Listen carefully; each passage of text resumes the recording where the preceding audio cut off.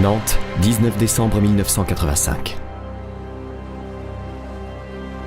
Madame, Monsieur, bonsoir. À la une de l'actualité ce soir, bien sûr, dans notre région, la prise d'otages qui a débuté, vous le savez, ce matin au palais de justice de Nantes, où 3 malfaiteurs ont pris en otage une 30aine de personnes en plein procès d'assises.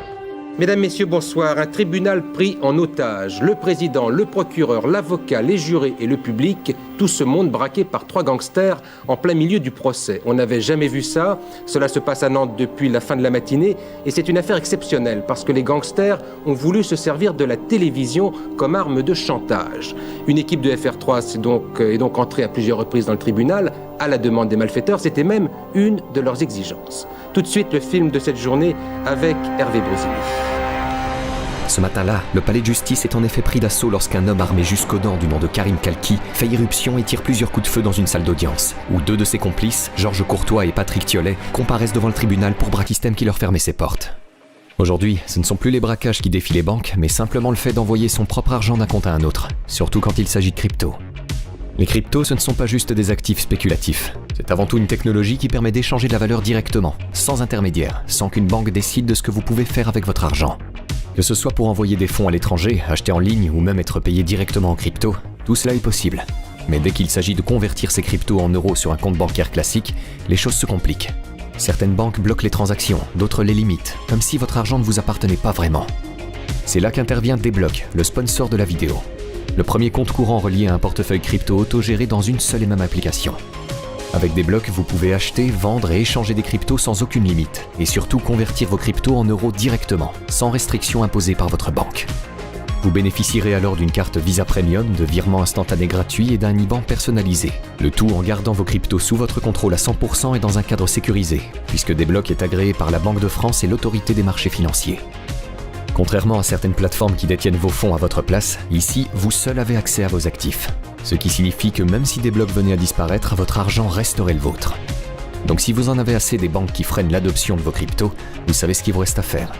Avec le code GANGSTER3, vous pourrez profiter de 3 mois premium offerts.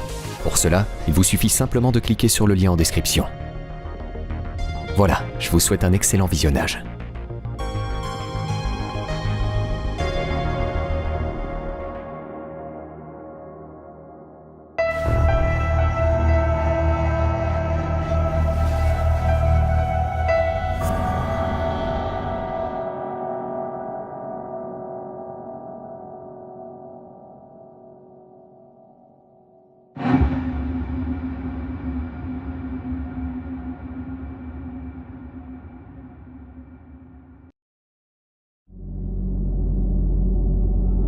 Pour arriver à ce fameux jour du 19 décembre 1985, il est tout d'abord nécessaire de remonter le temps pour comprendre comment Georges Courtois, Karim Kalki et Patrick Thiollet se sont rencontrés.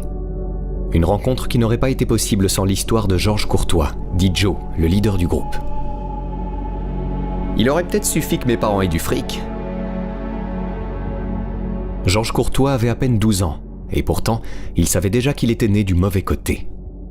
Né à Nantes, le 27 septembre 1947, dans une famille pauvre, il grandit aux côtés d'un père ouvrier qui travaille sans relâche et prône les vertus d'un labeur acharné. Mais ce modèle s'effondre brutalement lorsque ce dernier tombe du haut d'une grue sur un chantier et meurt subitement à l'âge de 39 ans. Un drame qui, selon Georges lui-même, nourrira sa rancune envers le monde du travail. Georges sait alors qu'il ne suivra pas le même chemin que son vieux et se met par conséquent à voler en commettant son premier larcin à seulement 11 ans. Le vol de vélo d'un boucher. Je disais à ma mère que j'allais faire les courses. Elle voulait pas que je vole. Mais quand je ramenais la viande, elle la faisait cuire quand même. Ça a toujours été comme ça. Elle ne se préoccupait pas de savoir d'où venait l'oseille. Donc à cet âge-là, pour un vélo, j'ai fait mes premiers stages d'enfermement. Puis Georges vole tout ce qu'il trouve. Et inévitablement, cela finit par lui attirer des ennuis. Rebelle dans l'âme, il ne tient pas en place et c'est sans surprise qu'il se fait arrêter une nouvelle fois à l'âge de 14 ans. Direction la maison de rééducation pour le jeune Courtois. Un premier pas dans le système pénal, annonciateur de la trajectoire trouble qui allait définir le reste de sa vie. Pourtant, dans ses jeunes années, Georges Courtois se rêve étudiant, homme de lettres, professeur ou même ingénieur. Mais pour les gardiens de prison, son avenir semble déjà tout tracé. Il sera plombier, rien de plus. Et puis après, faut dire que dans l'institution, je suis pas tombé sur les bonnes personnes. Des enculés qui m'ont détruit ma vision sociale, qui m'ont empêché de finir mes études. Ils ont décidé que je serais plombier et ils m'ont plus lâché avec cette idée durant toute ma jeunesse. C'est ainsi que les années se suivent et se ressemblent pour le jeune Nantais, qui déconne de plus en plus et que l'on voit plus au trou que dehors. Georges passe alors des larcins au braquage et au cambriolage. En somme, il se professionnalise. Ma vie aujourd'hui, je la raconte pas pour faire joli. C'est une escalade, c'était obligé que ça finisse comme ça. Quand j'avais 14-15 ans déjà, je savais qu'un jour je ferais un truc terrible. Je me voyais déjà avancer dans le ravin. En 1974, Georges est de nouveau arrêté. Cette fois pour le braquage d'une armurerie qui l'enverra à la maison d'arrêt d'Angers. Il y a des mecs qui subissent des trucs sévères en prison, et pour eux c'est chaud. Ils finissent dans un état lamentable. Moi j'ai toujours essayé de me mettre en isolement pour avoir la paix. Je me disais que l'enfermement, c'est comme un sportif qui a un accident grave et se retrouve sur le banc. Il regrette pas.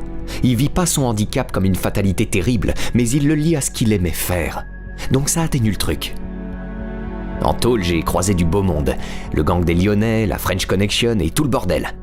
Ils voulaient pas avoir affaire à des gens comme moi et ceux que je fréquentais à l'époque, des électrons libres. Moi, je rentre dans un bar et je peux ouvrir le feu, j'en ai rien à foutre. Mais eux, ils veulent pas de ça, vous voyez ? C'est des diplomates, des hommes d'affaires en réalité. Ils négocient le mouvement. Enfin bref, en 1976, j'ai finalement mon procès pour lequel j'ai été enfermé 2 ans plus tôt. Je prends 12 ans, dont 3 pour outrage. Je sors en 1981. Et après un peu de temps dehors, je replonge pour une histoire de carte grise non valide. Vous imaginez, le sommet de ma carrière. Je tombe sur un procureur qui me dit « Ah, ça continue. Vous aimez traiter la loi par-dessus la jambe. Vous roulez avec un véhicule sans titre de circulation. Vous vous rendez compte si vous avez un accident ? Bah, si j'ai un accident avec une carte grise, ça fera pas ceinture de sécurité. Je vois que vous êtes incorrigible. Vous lui mettrez 6 mois de prison. » Finalement, j'en prends 3 et il me jette en prison en qualité de DPS, quartier d'isolement. En prison, je commençais à me sentir chez moi. J'avais accès à ce que je voulais, les matons me connaissaient bien, j'avais mon petit personnel en quelque sorte. Un jour, un gardien vient me voir et me dit « Dis donc, il y a un mec, ça fait 2 ans qu'il est là, il passe son temps au mitard. Il s'est encore pris 30 jours ce matin. Écoute, si tu veux bien t'en porter garant, on le sort du trou. » Et ils m'ont ramené Abdelkarim Kalki, qui allait devenir quelqu'un d'important dans la suite de mon existence. Le mec était là pour une histoire de faux chèque, un jour qu'il n'avait pas reçu l'argent du bled. Paniqué par la visite d'un huissier, il avait braqué un bureau de poste pour liquider ses dettes et en avait pris pour 5 ans. La tôle, c'était pas son truc. Il venait d'une bonne famille marocaine et ne supportait pas son sort. Il n'arrêtait pas de traiter les matons de crapules, et puis il y avait pas mal de racisme. Il ne vivait pas en très bonne entente avec les autres gars, parce qu'il était tout seul en France. Je le rencontre donc, et il se trouve que c'est un mec très agréable, qui parlait très bien, comme De Villepin, jamais un mot d'argot. Du coup, on est rapidement devenus très bons amis. Bonjour amigo, je m'appelle Abdelkarim. Je sors du mitard. Salut, Georges Courtois. On m'appelle Joe. Je viens d'arriver au château. Nous nous sommes regardés un moment et nous nous sommes mis à rire en faisant le tour du propriétaire. Notre destin allait se mettre en marche. Et à l'époque où Georges Courtois rencontre Karim Kalki en prison, il fait aussi la connaissance d'un autre homme, du nom de Patrick Thiollet. De retour en prison, j'ai retrouvé là quelques-unes de mes anciennes relations dans la cour de promenade et rencontré également d'autres garçons fort sympathiques. J'ai alors fait plus ample connaissance avec l'un d'eux qui me paraissait intéressant. Il s'appelait Patrick Thiollet. Nous avions pris l'habitude de prendre nos heures d'aération ensemble et Abdelkarim se joignait naturellement à nous. Nous formions un trio très discret.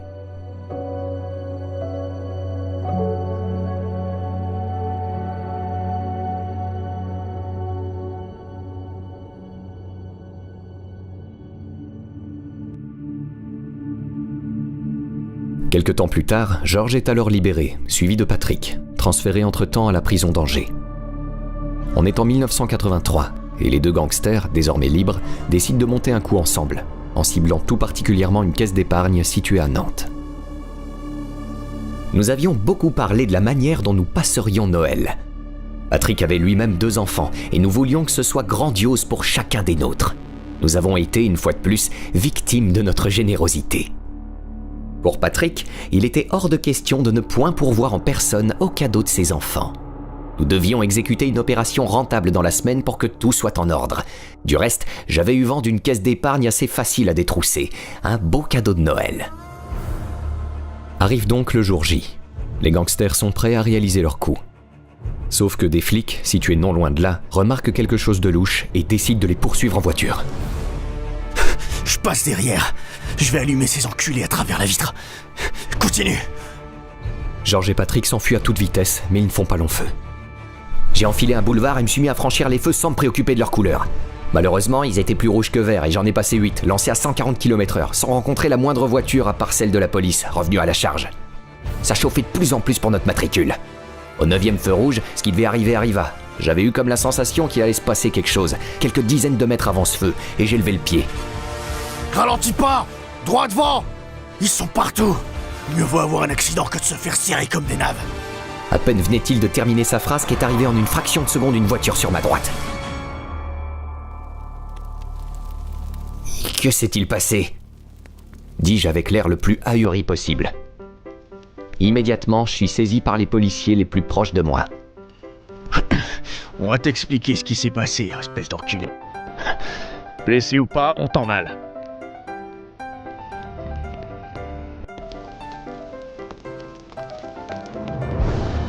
Les 2 malfaiteurs sont finalement arrêtés par les forces de l'ordre. Avec leurs sacs remplis de calibres, les policiers ont de quoi les inculper pour détention d'armes. Chose qui sera faite. Mais ce n'est pas tout, puisqu'ils vont également leur attribuer un braquage à Sucé-sur-Erdre. Une accusation que Georges niera catégoriquement, affirmant qu'il n'a rien à voir avec ce hold-up. Qu'à cela ne tienne, Georges Courtois et Patrick Thiollet sont renvoyés en prison, dans une maison d'arrêt de Nantes. Le temps de fixer la date de leur jugement. Et le temps pour eux de retrouver leur ami Karim Kalki. En attendant le procès, je recroise Karim Kalki à plusieurs occasions, dans les couloirs ou pendant les transferts. Et puis on correspondait clandestinement, bien sûr.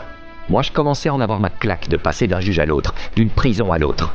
Et Karim, derrière les barreaux depuis tout ce temps, en avait quand même bien bavé. Un jour, il me dit... Bon, écoute, puisque tu penses que tu vas prendre au moins 20 ans pour cette histoire de détention d'armes et de braquage, on va pas les laisser faire. Ça suffit de passer devant eux les bras croisés. J'ai réfléchi, et je compte bien attaquer la cour d'assises quand vous passerez avec Patrick. Faut tout préparer maintenant, parce que je sors le mois prochain.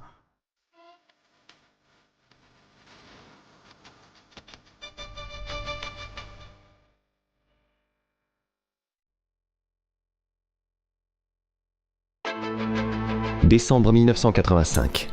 Karim Kalki est libre. Aussitôt libéré, il braque une banque pour renflouer ses poches et s'acheter des armes. Oui, des armes. Car avec ses amis Georges Courtois et Patrick Thiollet, toujours emprisonnés, ils ont préparé un plan. Celui de prendre en otage la cour d'assises de Nantes. Georges et Patrick étant jugés les 18 et 19 décembre 1985, l'idée est que Karim prenne d'assaut le tribunal pour les libérer, le tout en faisant le procès de la justice et de la société en direct à la télé. Techniquement, comment se passerait notre petite affaire ? Karim, Patrick et moi en discutions longuement, mais ne trouvions pas de solution satisfaisante, compte tenu de certains aspects pratiques que nous ne connaissions pas encore. Il y avait entre autres la question des forces de police qui seraient mises en place et les possibilités qu'elles laisseraient à Karim de pénétrer dans la cour d'assises avec toutes les chances d'arriver jusqu'au président. Si je m'en référais à ce dont j'avais bénéficié en matière de protection rapprochée ces derniers temps, il devrait y avoir du monde. Karim déclarait qu'il pourrait certainement réaliser l'opération avec l'appui de 2 complices. Nous serions fixés avant qu'il ne sorte, puisqu'il devait venir le chercher le jour de sa libération. Nous avons donc arrêté le plan suivant. Karim entrerait seul dans la cour d'assises, armé jusqu'aux dents, de quoi nous équiper tous les 3. Dès son arrivée, Karim braquerait le président et l'assesseur placé à la droite de ce dernier. Il intimerait à celui-ci de donner l'ordre de nous laisser, Patrick et moi, venir jusque sur l'estrade. S'il ne le faisait pas dans la seconde, la tête de l'assesseur sauterait sur le champ. Après quoi, nous entamerions les négociations, réclamerions la présence de la télévision et ferions évacuer le cadavre de l'assesseur devant les caméras. Je serais chargé, pour ma part, de mener les tractations et de faire toutes les déclarations relatives à la justice et donc à l'injustice. Karim surveillerait tout ce petit monde et Patrick serait l'exécuteur des hautes œuvres, le cas échéant sur mes indications. Nous entamerions donc cette affaire avec un premier cadavre, et nous pensions que son exposition télévisée serait notre passeport pour ailleurs. Cela pour le cas où nous passerions effectivement tous les 3 maîtres de la cour d'assises. Mais avant d'y parvenir, 2 problèmes se posaient. Le premier concernait naturellement la police. Celle-ci tenterait certainement de se saisir de Patrick et de moi dès l'apparition de Karim. Cela n'aurait aucune importance dès lors qu'elle ne s'évertuerait pas à nous traîner hors de la salle d'audience. Et connaissant par avance le courage dont font généralement preuve ces messieurs, nous envisagions également qu'ils n'en feraient rien et se contenteraient d'obtempérer. Le second concernait les gens présents dans la salle. Il faudrait immédiatement les contrôler, afin que ne s'installe pas un début de panique menant à la catastrophe. De la manière dont les portes de sortie du public étaient placées, une fuite précipitée était exclue. Les 3 autres portes donnant sur l'extérieur seraient directement sous notre feu et ne poseraient par conséquent aucun problème. Ni de fuite d'individus, ni d'entrée intempestive des forces de police cantonnées à l'extérieur. L'huissier de justice nous a ensuite convoqués, Patrick et moi.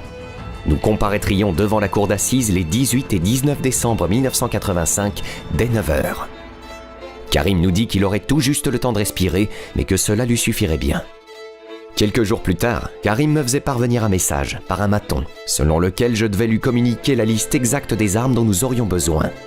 J'en ai dressé une mentionnant 3 revolvers 357 Magnum, une demi-douzaine de grenades défensives, 3 pistolets mitrailleurs et des munitions en conséquence. Karim laissait entendre que ce matériel poserait des difficultés pour être acheminé jusqu'à la cour d'assises. Il allait tout de même le chercher, mais qu'il ne se présenterait qu'avec le minimum, soit 3 revolvers, 3 grenades, les munitions, une demi-douzaine de paires de menottes, des chaînes et des cadenas. 3 jours plus tard, il m'a averti que tout était arrivé et qu'il n'y avait plus qu'à attendre tranquillement le jour J.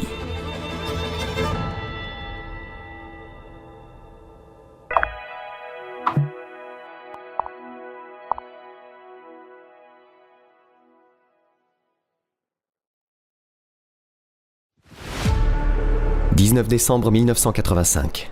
Les accusés Georges Courtois et Patrick Thiollet sont amenés au palais de justice de Nantes pour leur 2e jour d'audience, afin d'être jugés devant une cour d'assises pour braquage de banque. C'est le jour tant attendu pour les 3 gangsters. Nous sommes arrivés au palais de justice dans un grand concert de sirènes. Ça s'agitait dans tous les sens. J'étais de bonne humeur.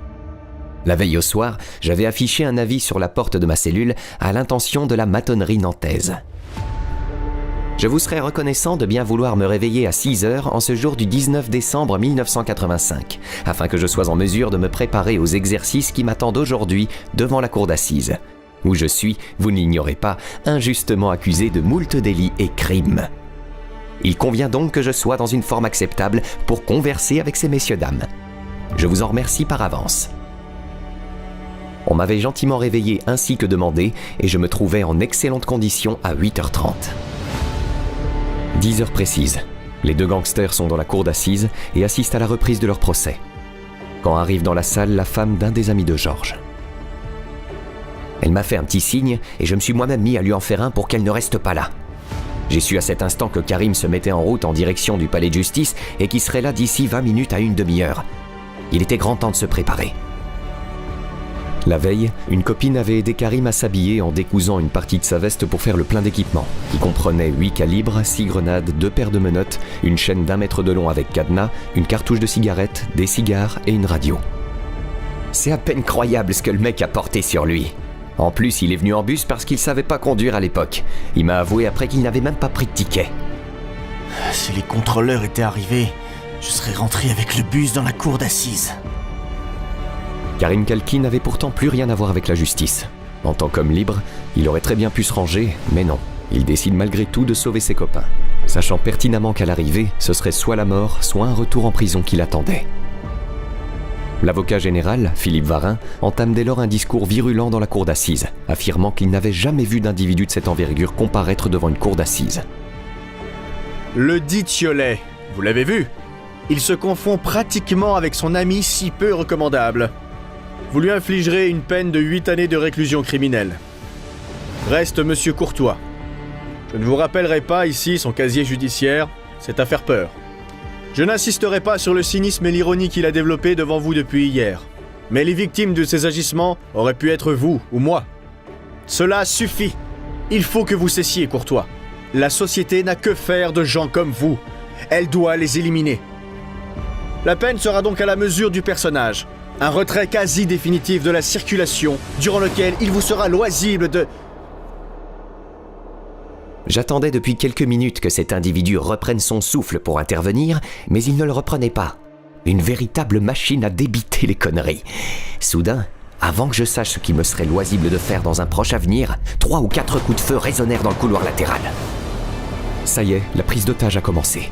Karim Kalki avait donné le coup d'envoi. Entré par la grande porte du palais de justice, il se dirige sans résistance vers la cour d'assises où ses 2 copains sont jugés.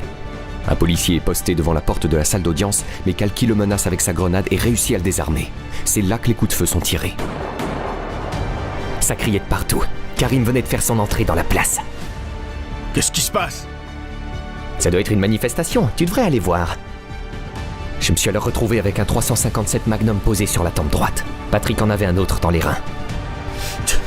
Tu ne bouges pas, hein? Ceci est une grenade dégoupillée! Un seul geste, et je vous fais tous sauter! Il est 10h50. Le ressortissant marocain se dirige aussitôt vers l'assesseur et lui colle son revolver sur la tempe. Le président, qui se trouve à côté de l'assesseur, voit la grenade dégoupillée de Kalki posée contre son front. Kalki tire de nouveau avec ses armes.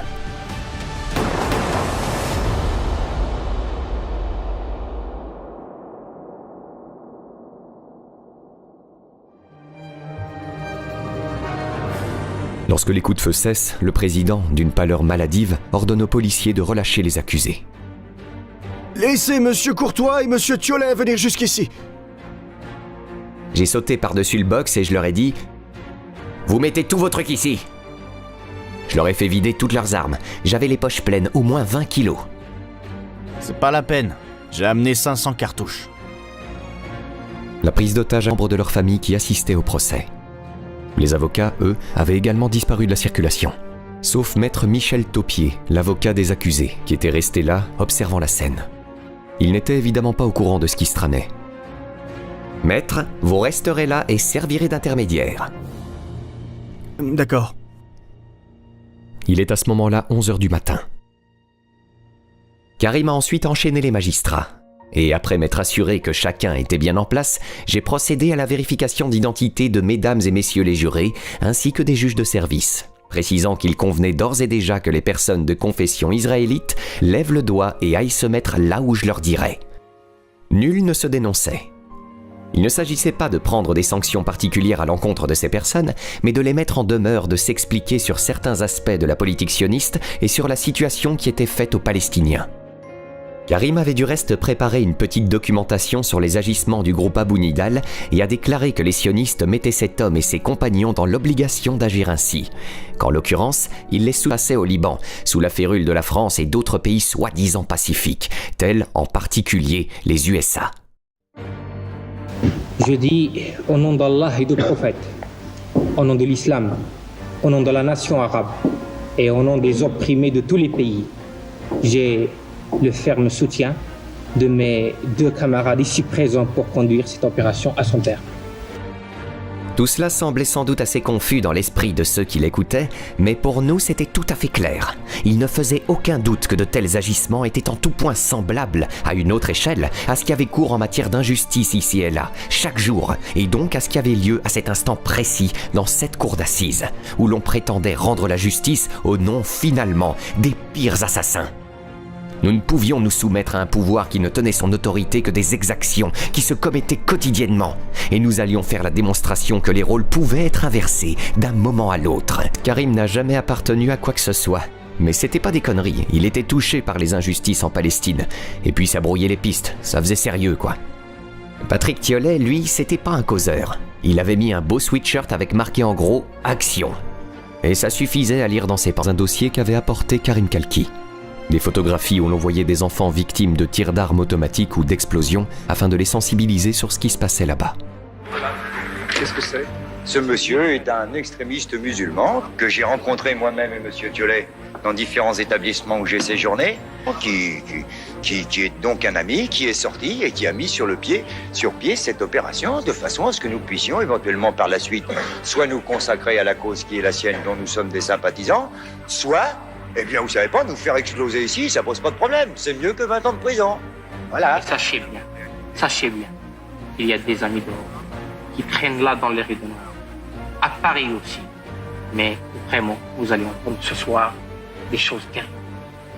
Des grenades qui vont être jetées même sur des établissements, des cafés, n'importe quoi. Mais attention, s'il nous arrive quelque chose, c'est parti. Croyez-moi qu'on va frapper dur, quel que soit ce qui m'attend. Enfin, ce qui m'attend. Je sais que c'est la mort certaine, mais je vais essayer quand même de ne pas partir tout seul. J'ai demandé l'avis des étudiantes en droit quant à cette exhibition. Et je crois qu'elles sont tombées d'accord avec moi quand je leur ai dit que des gens qui se rendaient complices de telles choses n'avaient de leçons à donner à personne, fussent-ils juges ou procureurs, que la plaisanterie avait assez duré et qu'il était temps d'y mettre un terme. L'une des étudiantes semble soudain prise d'un malaise. Georges va la voir pour évaluer son état de santé et il découvre alors que la jeune fille est cardiaque. Elle a du mal à respirer et à répondre au ravisseur, qui la laisse finalement rentrer chez elle. Georges tient par conséquent à rassurer les otages présents dans la cour d'assises. Aucun mal ne leur sera fait. Après cela, le gangster procède à une distribution de chewing-gum et de cigarettes. Je me suis ensuite dirigé vers le box des journalistes.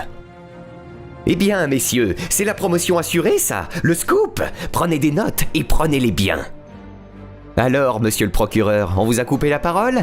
Vous allez finir ce joli petit réquisitoire à haute et intelligible voix, n'est-ce pas? Varin prend alors la liberté d'allumer une cigarette. Vous vous croyez où? Nous sommes dans un tribunal ici, on ne fume pas. Vous devriez pourtant le savoir. Il éteint sa cigarette sur son bureau et la pose devant lui. Vous êtes vraiment une serpillière, cher ami. À votre place, je n'aurais pas éteint ma cigarette. Vous manquez d'envergure. Allez, vous pouvez fumer, pauvre mec. Il rallume son mégot aussitôt avec un léger tremblement dans les mains. Maître, vous allez sortir dire à ces messieurs de la police que nous attendons une équipe de la télévision dans les plus brefs délais. Nous avons quelques déclarations à faire. Des journalistes, hein, pas des poulets. L'avocat des gangsters, Maître Taupier, part ainsi s'acquitter de sa tâche. Il jouera le rôle d'intermédiaire dans cette prise d'otage.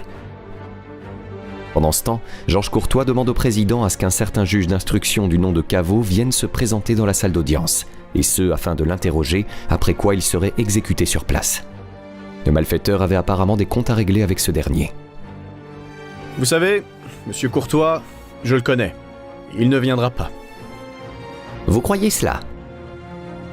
Vous en arrivez à des extrémités pour quelque chose qui n'aboutira pas. Parfait, je réglerai le cas de cet individu ultérieurement.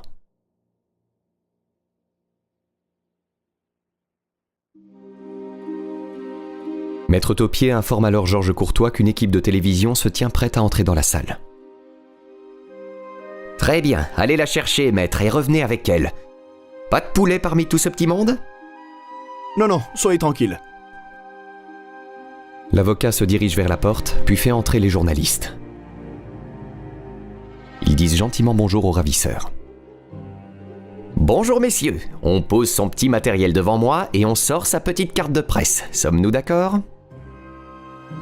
Les journalistes s'exécutent. Georges Courtois vérifie leur carte de presse. Tout est en ordre. Le malfaiteur leur ordonne donc de commencer le tournage. Les premières images de la prise d'otage sont filmées. Allons-y pour le petit discours, messieurs. Georges Courtois commence son discours devant les caméras de télévision.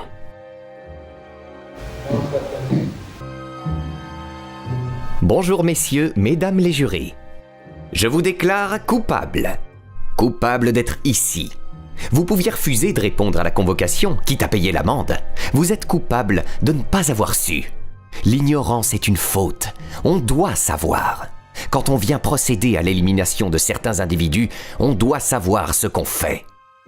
Vous aviez tous nous condamnés dans cette minable affaire de hold-up à Sucé-sur-Erdre, alors que je jure solennellement sur la tête de mes enfants que Thiollet et moi n'y étions pas à Sucé. Celui qui a fait le coup, il était dans la salle. Il ricanait doucement pendant l'audience.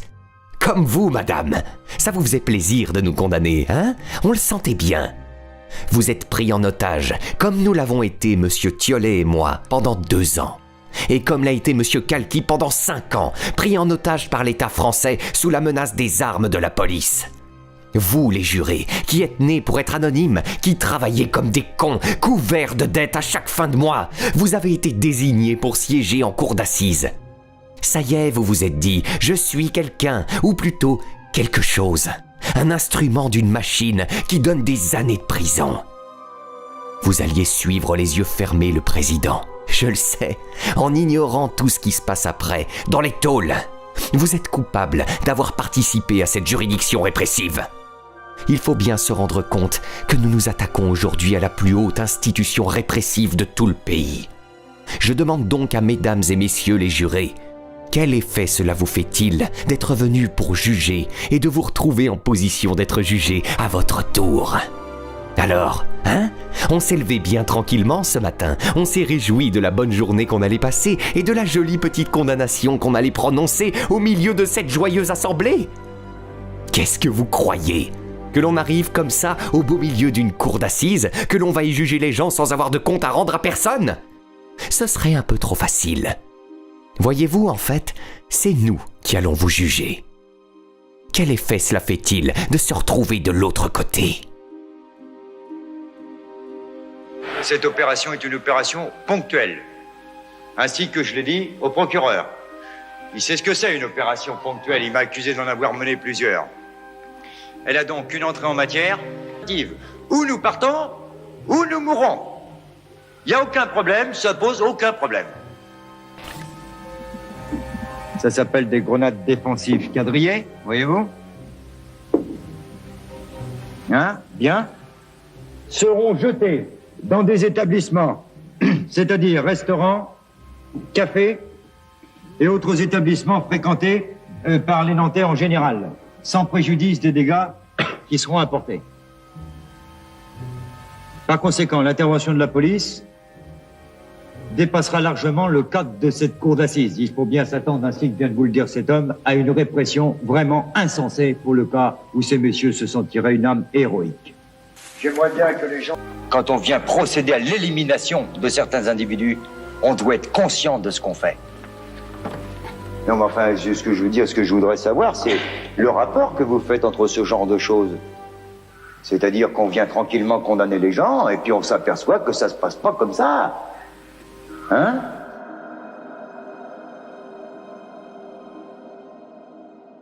Coupez ! Monsieur Courtois, reculez un peu. Mettez-vous là, c'est mieux. On va la refaire. Dit soudain un des journalistes. Dites-moi, cher ami, vous croyez où ? Vous me prenez pour un con ou quoi ? On n'est pas dans un studio ici, alors filmez ce que vous devez filmer et arrêtez vos conneries ! Maître, sortez, je vous prie, me cherchez un téléphone et apportez-le ici. Celui qui se trouve dans le bureau du président fera très bien l'affaire. Maître Taupier s'exécute, puis revient et dit à Courtois. Il y a un commissaire de police qui voudrait vous parler. Je ne parle pas avec les sous-fifres ni avec les commissaires de quartier. Faites savoir que le préfet et le procureur général devront se présenter ici rapidement et qu'il ne s'agit pas de pleurnicher en nous disant que l'on doit consulter telle ou telle autorité. Ils devront prendre toutes les décisions. Il est maintenant midi passé et les forces de police ont pris position tout autour du palais de justice et de la salle d'audience. Une cellule de crise est alors mise en place par le directeur de la police et le procureur de la République, qui font appel à une unité d'élite fraîchement créée, le RAID. C'est la première fois que cette unité intervient dans une affaire criminelle. Ses chefs, Robert Broussard et Ange Mancini, sont attendus à Nantes. Une question de la part des journalistes est ensuite posée à Georges Courtois.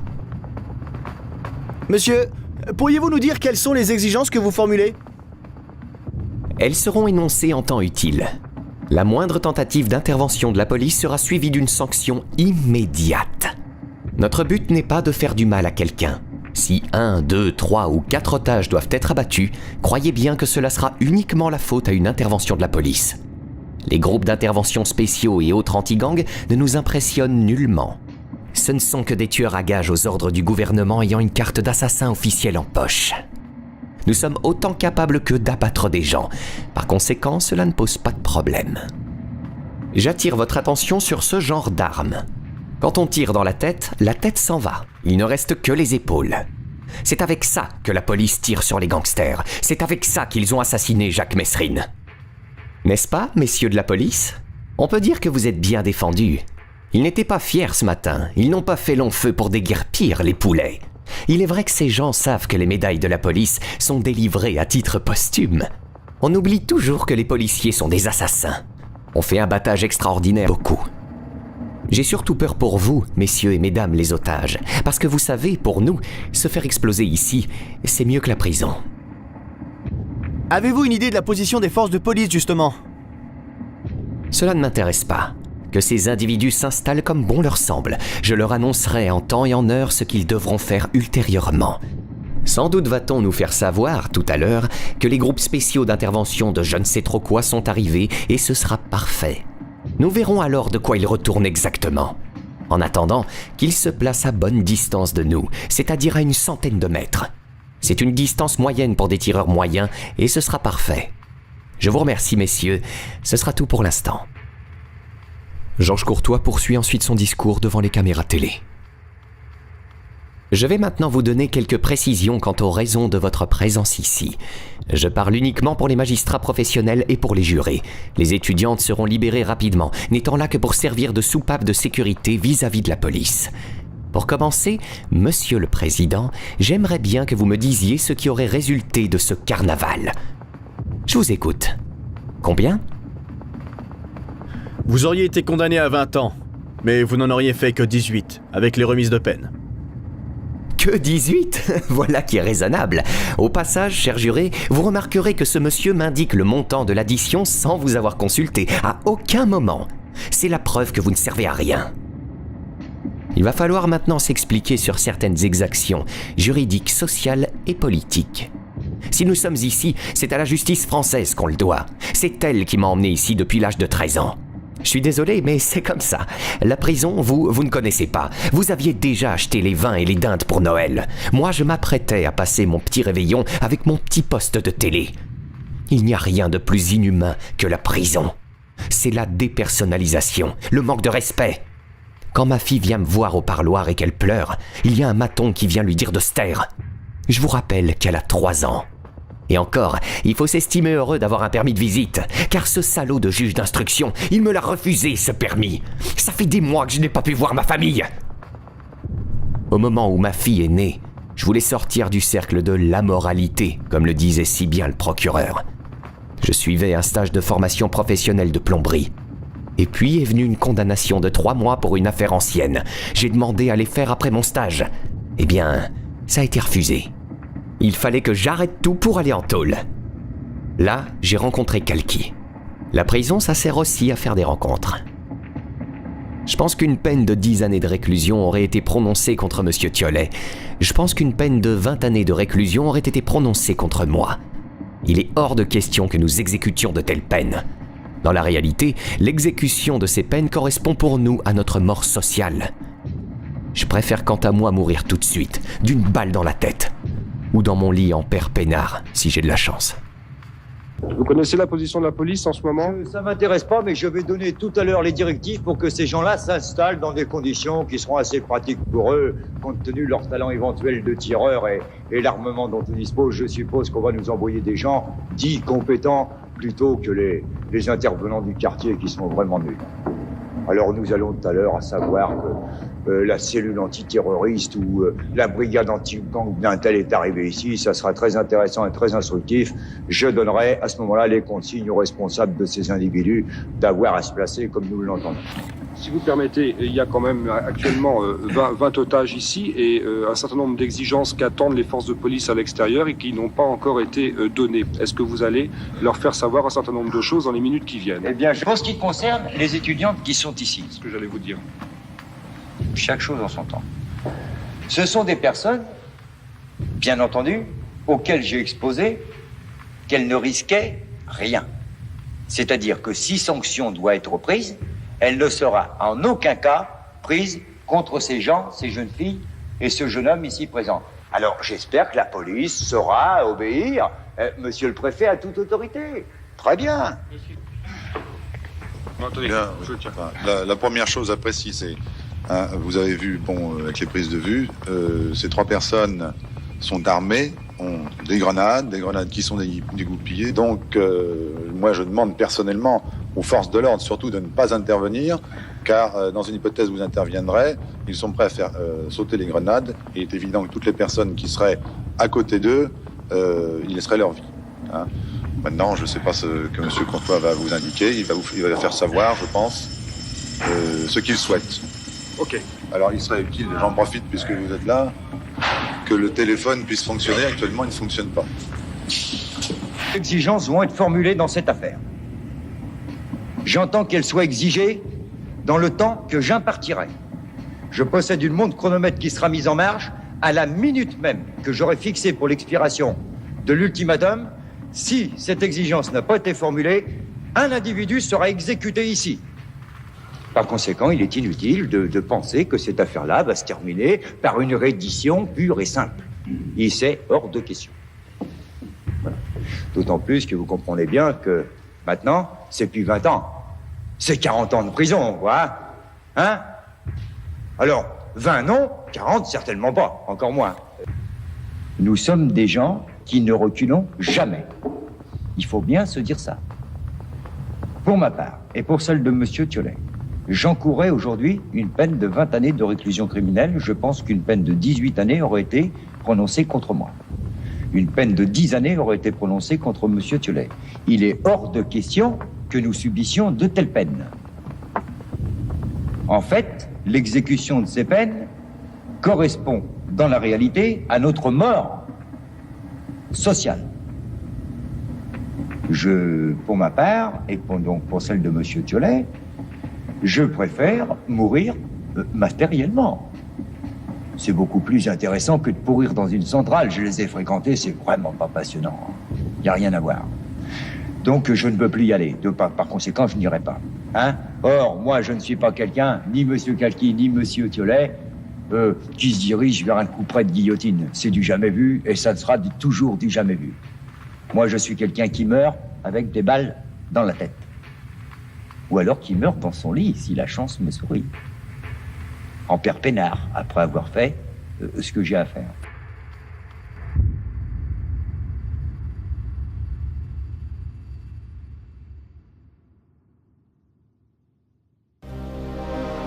Assez discuté pour le moment, il est l'heure de déjeuner et je vais m'occuper de cette question.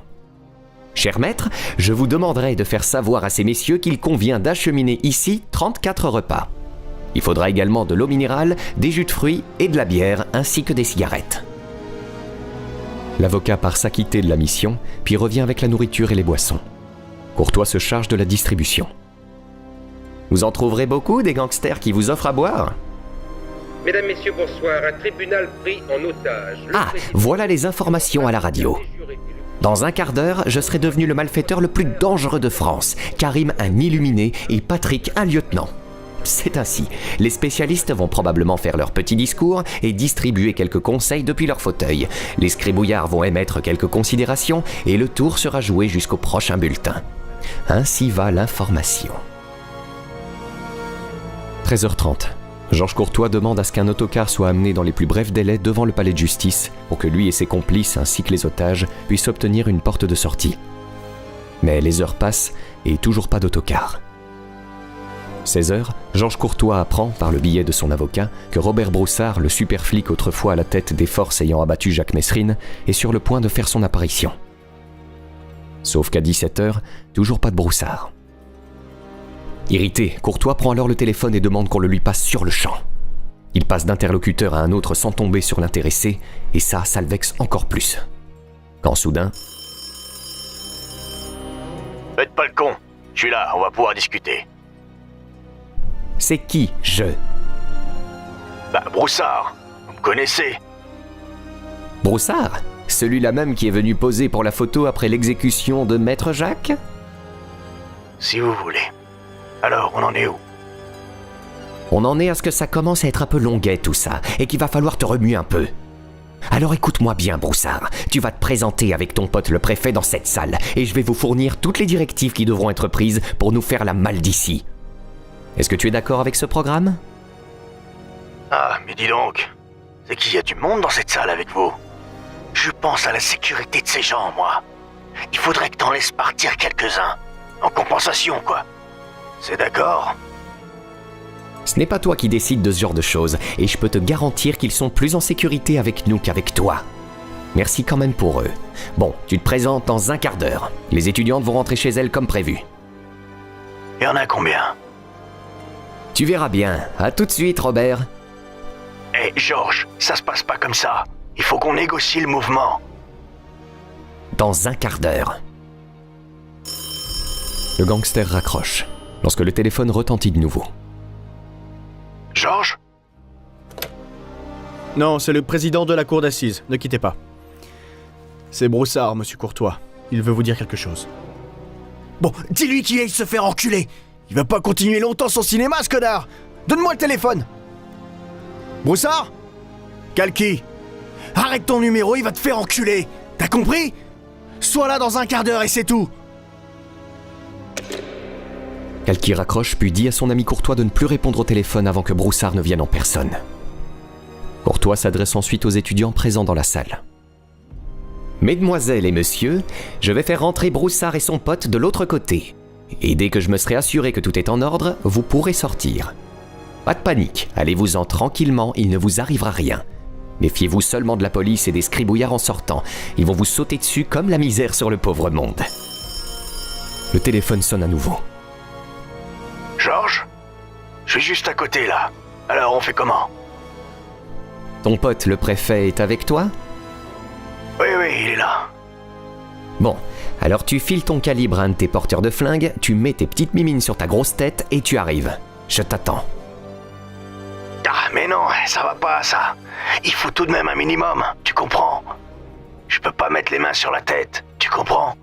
On fait le même boulot tous les deux. Ouais, sauf que toi, tu as une carte officielle, c'est bien ça? Passe tes mains sur la tête, tu te pointes sans calibre et tout ira bien.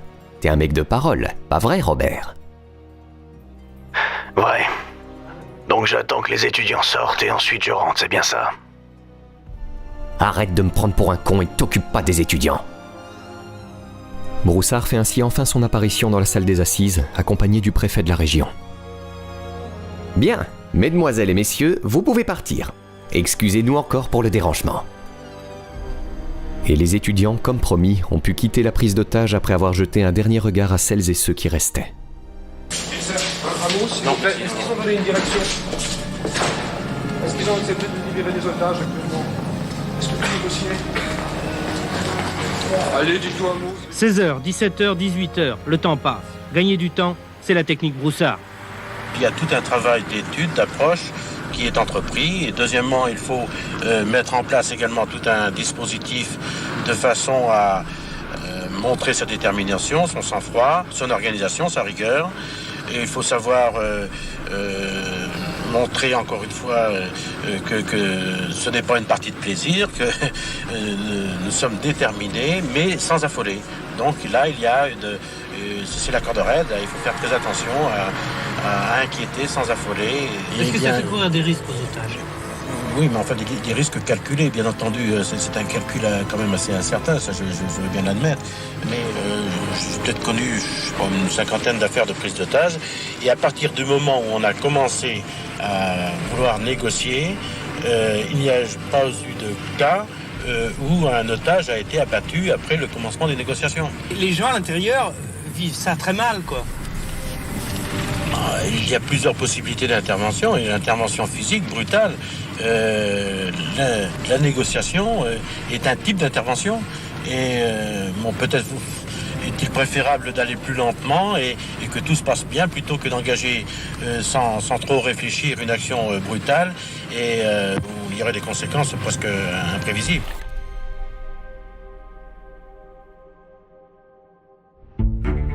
Dis donc, Robert, tu comprends rien ou tu le fais exprès? Comment se fait-il qu'il faille faire un bordel pareil pour te voir? C'est bien toi qui dois prendre les décisions, oui ou non? Ah, mais c'est qu'il y a du monde et c'est pas facile de naviguer. Est-ce que tes tueurs sont en place? Georges, ne dis pas des choses comme ça. Des tueurs, tout de même. Je veux pas en voir un à moins de 100 mètres, t'es au courant? Bien sûr, c'est normal. Mais tu sais, finalement, 100 mètres, ce n'est pas trop loin. L'heure tourne et il est déjà 5h du matin. Et les gangsters, revolvers et grenades en main, tentent une sortie avec les otages en pénétrant dans le hall du palais. Problème, on n'y voit strictement rien. Le hall est plongé dans l'obscurité totale. En plus de cela, les portes du tribunal sont fermées à double tour. Ils rebroussent donc chemin, mais dans la précipitation, ils oublient la greffière. Les malfaiteurs ne détiennent plus que 13 otages. C'est une nuit blanche qui s'annonce pour le trio qui n'abdique toujours pas. Les 3 compères restent éveillés et attendent, non sans une certaine tension, le lendemain matin. C'est quoi la revendication? Un quart pour partir avec les otages. Combien reste-t-il d'otages à l'intérieur? Il faut retirer les 14 étudiantes qui sont sorties, plus les 2 journalistes. Ils étaient 32 au départ, vous faites le calcul, ils doivent être encore 15 ou 16. Ça tourne. J'ai croisé Jo Courtois en prison ici à Nantes. À l'époque, on a fait la révolte en 74, on était sous les toits. Comment était-il avec vous? C'était un homme très très sociable. À l'époque, ouais, très très sociable. De toute façon, il l'est toujours. Pour moi, c'est un beau personnage. C'est un mec qui est super. Mais est-ce qu'il est capable d'aller jusqu'au bout, là? Et jusqu'au bout, je le souhaite.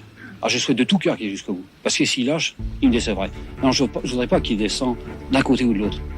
C'est tout. Mais là, c'est un mec, il sait qu'il va prendre 15 piges, de toute façon. Non, pas lui faire de cadeaux. Il va être énoncé la fameuse exigence que nous avons formulée depuis le début de cette opération, enfin depuis quelque temps, disons, c'est-à-dire en l'occurrence qu'un car soit mis à notre disposition. Un autocar. Ceci étant dit, les gens qui sont ici retenus par nous, quelques-uns d'entre eux, ont demandé à pouvoir s'exprimer devant un micro. C'est pourquoi vous allez passer, si vous le voulez bien, parmi les gens que nous retenons, qui vont vous faire des déclarations, qui vont vous dire le calvaire qu'ils subissent depuis maintenant 12 heures de temps, et dans quel état d'esprit ils sont, et par la faute de qui. Voilà maintenant 12 heures que les otages sont retenus, notamment les mesdames et messieurs des jurés, qui ont fait preuve ici d'un grand courage. Je crois que... Nous avons été très bien, nous n'avons pas été maltraités durant cette journée, mais ce qu'il y a, c'est que nous n'avons pas envie que les forces de police interviennent, car nous savons que notre sort sera en jeu. Voilà. Moi, je voudrais que la police mette le car à notre disposition, qu'on puisse sortir, c'est tout, parce que c'est uniquement la police qui nous retient ici. C'est tout. C'est la police qui sera responsable si vous arrive quelque chose, que vous soyez témoin. Si vous arrive quelque chose, que nous ne sommes pas vivants, que ce soit le capitaine Broussard ou je ne sais trop quoi qui est responsable de ça. On est adultes, on a demandé un car, on est tous conscients. On a un risque moitié plus grand ici. Nous, on le subit, on le veut ce risque. Alors qu'ils cèdent à leurs exigences et que vous en soyez témoin, que ce sont eux qui sont responsables de ça. Alors si vous pouvez agir de votre côté, faites-le, parce qu'on n'en peut plus.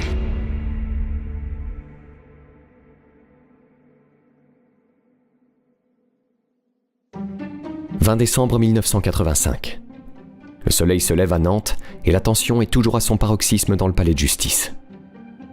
Il est 7 heures lorsque Robert Broussard informe Courtois et ses complices que la presse du jour et du café sont disponibles à la porte de la cour d'assises.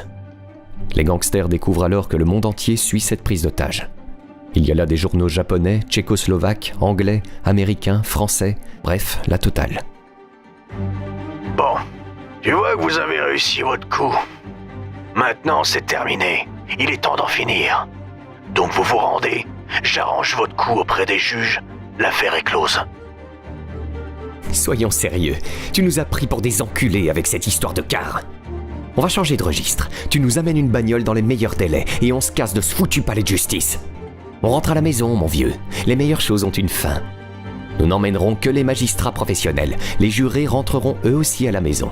Une bagnole susceptible de contenir 7 personnes donc. Midi, les 9 jurés encore détenus dans la salle des assises sont enfin libérés à leur tour, ramenant le nombre d'otages à 4. Seuls les magistrats sont maintenant retenus. Quelque temps plus tard, la voiture demandée par les ravisseurs, une Renault Espace, arrive et vient se garer sur le parvis du tribunal. Georges Courtois décide de rappeler Broussard. Je t'annonce la suite du programme. Je vais me présenter sur les marches avec notre ami le président dûment harnaché et constater la réalité de la présence d'une bagnole. Ensuite de quoi, si elle est effectivement là, j'y prendrai place avec mon invité. Karim fera de même avec les siens et Patrick fermera la marche avec notre chauffeur. À 14h30 précise, nous sortirons de ce merdier, que tu sois d'accord ou pas. Fin de la discussion et des palabres.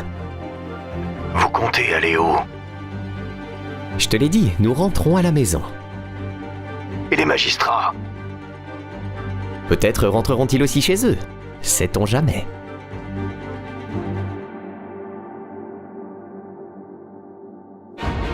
« 14h30. Pour la première fois depuis le début de la prise d'otage, un des gangsters sort du palais de justice qui est à ce moment-là entouré d'une myriade de policiers.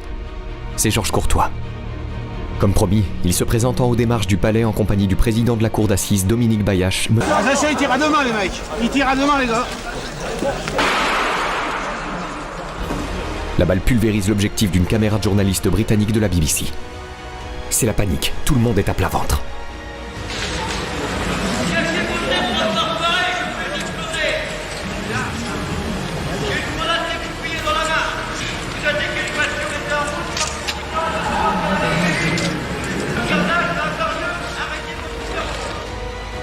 Là, Ange Mancini, l'adjoint de Broussard, intervient et tente de coordonner la sortie des gangsters.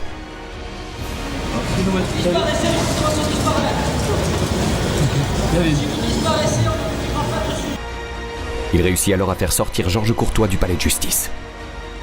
Puis, Karim Kalki, avec 2 otages enchaînés à lui, descend à son tour. Enfin, Patrick Thiollet ferme la marche. La tension est palpable.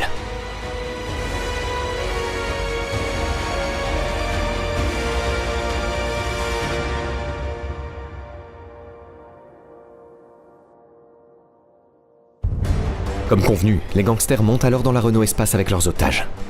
C'est d'ailleurs l'un des magistrats pris en otage qui conduit l'automobile.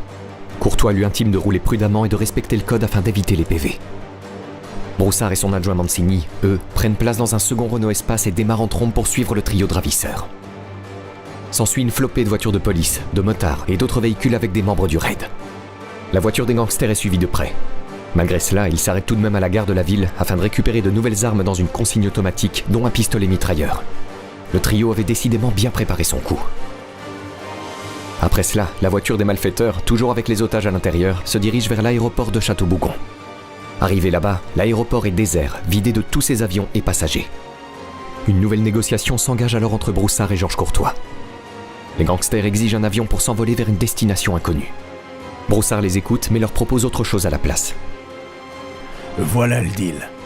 Tu lâches 2 magistrats et on fait ouvrir les grilles. On pourra s'expliquer sur le tarmac si c'est ce que vous voulez.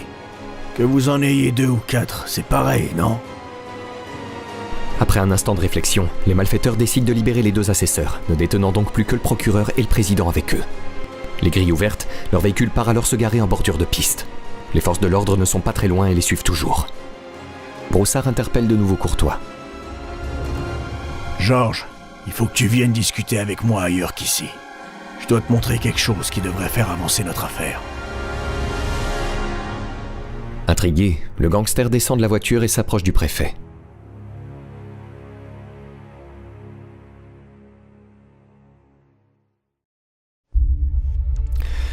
Voilà. J'ai dans ma poche depuis hier après-midi un document que je voudrais que tu lises. Broussard tend à Courtois un papier provenant du ministère de l'Intérieur. Un arrêté d'expulsion concernant Karim, qui stipule que ce dernier sera expulsé vers une destination de son choix, mais que cette mesure ne serait applicable que contre sa reddition et celle de Patrick. Je ne peux pas prendre de décision à sa place, tu comprends ça ? Donc il va venir te voir et tu en discuteras avec lui. Pour ma part, je ne suis pas contre, dès lors que Karim peut s'en aller tranquillement.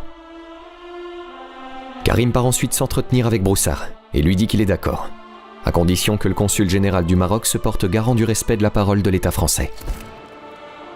Le consul arrivé sur les lieux, les discussions vont bon train et tout le monde semble tomber d'accord sur le fait que Karim pourra quitter les lieux pour la destination de son choix. Le ministre de l'Intérieur accepte même que le consul s'engage sur le Coran à ce que cet accord soit respecté par la France.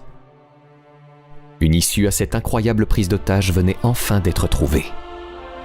Georges et Patrick sont d'accord avec la décision que vient de prendre leur ami Karim.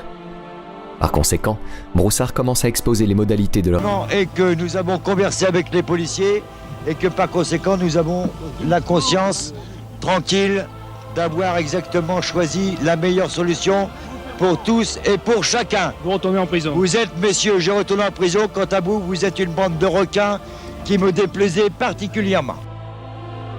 La prise d'otage de Nantes était donc enfin arrivée à son terme. En 36 heures de détention, il n'y avait pas eu une seule effusion de sang. Un vrai miracle. Mais malheureusement, nous n'avons pu la mener ainsi que nous l'entendions.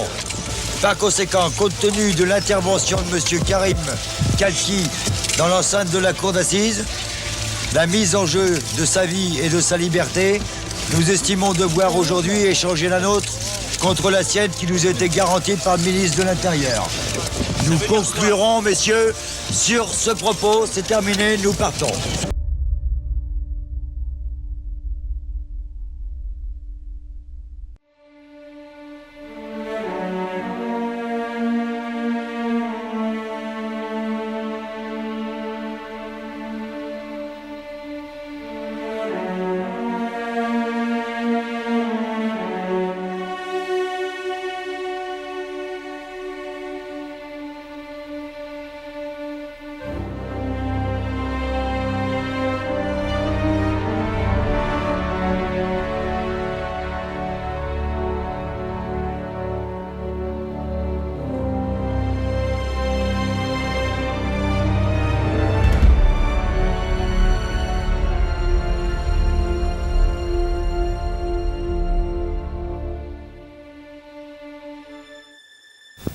Étrange procès que celui de cette prise d'otage. Dans le box, 3 minables truands propulsés à la une des médias.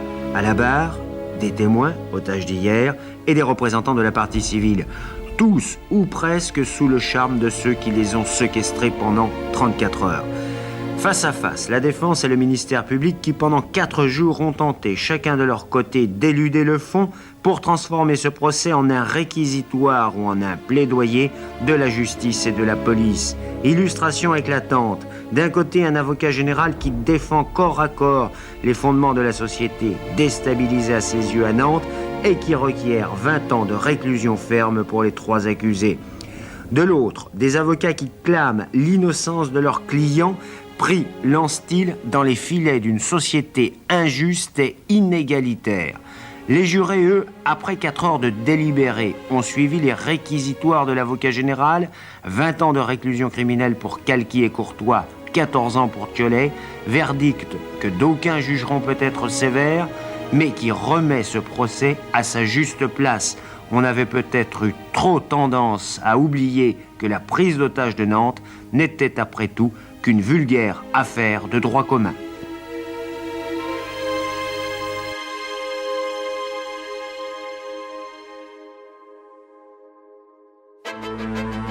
Et voilà, j'espère que vous avez passé un bon moment en suivant ce documentaire. Une histoire assez folle que je me devais de traiter sur la chaîne. D'ailleurs, ça faisait un moment que j'avais pas parlé de gangsters français. Je vais essayer d'en parler davantage cette année, même si je ne vous garantis rien, les archives ayant un coût conséquent.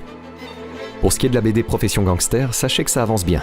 La sortie est prévue normalement pour fin mai et je peux déjà vous montrer quelques aperçus. Une 20aine de pages étant prêtes. J'ai hâte de vous dévoiler le projet final. Comme d'habitude sinon, vous pouvez aussi retrouver l'illustration Tipeee de Manon Potier sur le thème de la vidéo d'aujourd'hui. Et enfin, grosse nouveauté, j'ai rouvert ma boutique de posters Gangstar. J'y lance une nouvelle collection où je transforme les histoires de la chaîne en véritables affiches de films. Et pour inaugurer ça, j'ai commencé avec la vidéo sur les évadés d'Alcatraz, présentée sous la forme d'une affiche de film documentaire. Chaque poster reprendra alors l'essence des vidéos, comme s'il annonçait leur sortie au cinéma. Donc si ça vous intéresse et que vous souhaitez afficher votre vidéo préférée dans votre salon ou dans votre chambre, rendez-vous sur gangstar.com. Le lien est en description. Voilà, merci encore pour votre soutien et on se retrouve très vite pour une nouvelle histoire.